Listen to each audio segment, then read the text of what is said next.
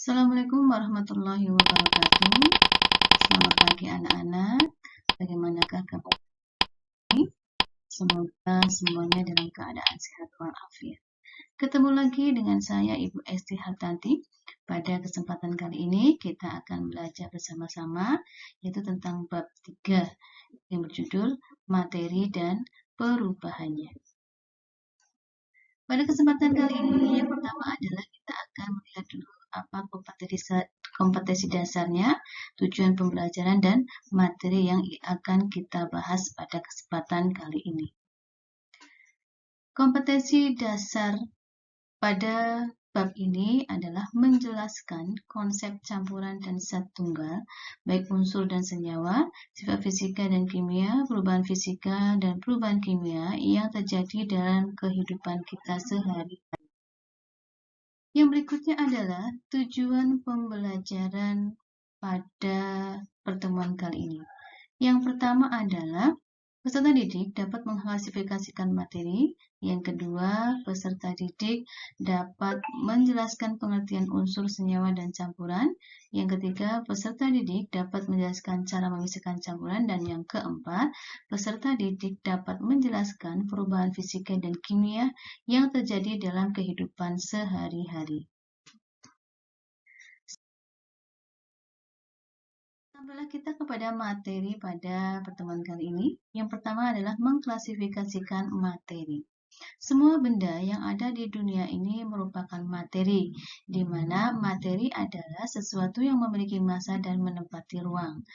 Nah, untuk memudahkan mempelajari materi, maka para ilmuwan sepakat untuk mengklasifikasinya. Yang pertama, klasifikasi materi berdasarkan wujudnya. Berdasarkan wujudnya, materi dibagi menjadi 3, yaitu ada zat padat, cair, dan yang gas, di mana masing-masing memiliki ciri-ciri tertentu. Yang berikutnya adalah materi berdasarkan susunan dan sifatnya, itu dibagi menjadi 3. Yang pertama adalah unsur.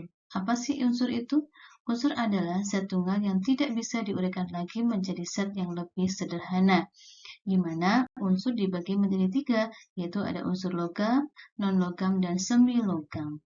Contoh unsur dalam kehidupan sehari-hari, misalnya saja emas. Emas memiliki lambang unsurnya adalah AU, singkatan dari aurum. Sedangkan perak adalah Ag, argentum, tembaga adalah cuprum, Cu, dan helium adalah He. Kemudian yang kedua adalah senyawa, yaitu gabungan dua unsur atau lebih yang masih dapat diuraikan menjadi zat yang lebih sederhana lagi. Contoh dalam kehidupan sehari-hari adalah air yang memiliki rumus H2O. Kemudian ada juga garam, natrium klorida atau NaCl, dan asam sulfat yaitu H2SO4. Kemudian yang ketiga adalah campuran.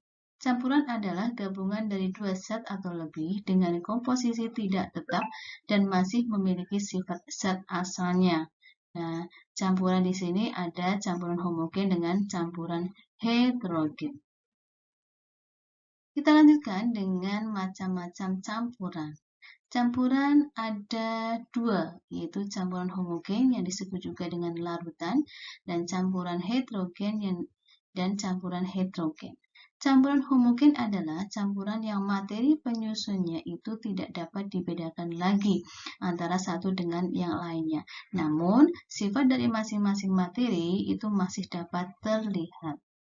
Sedangkan campuran heterogen adalah campuran yang seluruh materi penyusunnya itu beserta sifat-sifatnya masih dapat dibedakan satu dengan yang lainnya. Nah, sekarang kita lihat contoh dari campuran homogen dan heterogen. Campuran homogen contohnya adalah sirup. Kemudian ada juga kopi, ada juga teh. Ya. Kita tidak bisa melihat mana gula dan mana airnya, tapi kita masih bisa merasakan rasa gulanya yaitu manis.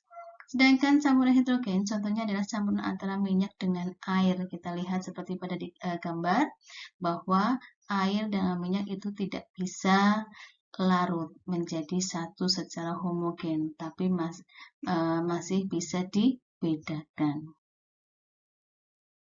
Berkaitan dengan campuran homogen, maka ada 3 macam campuran homogen. Yang pertama adalah asam, di mana asam memiliki ciri-ciri rasanya asam atau masam, kemudian pH-nya kurang dari 7, kemudian kalau menggunakan kertas lakmus maka lakmus biru bisa berubah menjadi merah.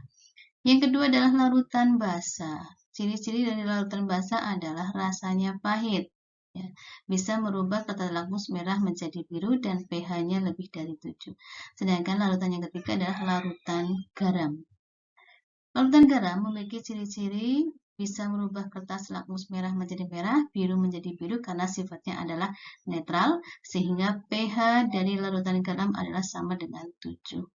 Larutan garam bisa diperoleh dari reaksi antara asam dengan basa.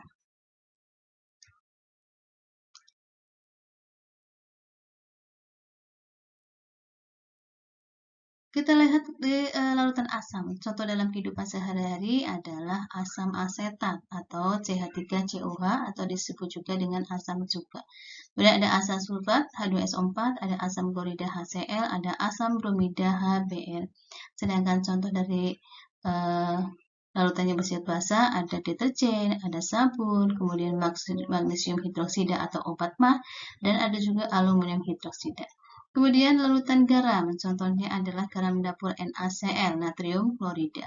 Kemudian ada juga kalium bromida, KBr, dan magnesium klorida.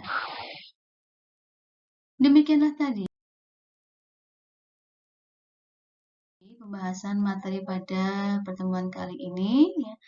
Kalian bisa mempelajari lagi di buku maupun di LKS. Ya. Jika kurang jelas silakan boleh bertanya. Kita ketemu lagi dengan minggu depan dengan pembahasan tentang pemisahan campuran. Semoga pertemuan kali ini bermanfaat. Sekian dulu. Assalamualaikum warahmatullahi wabarakatuh.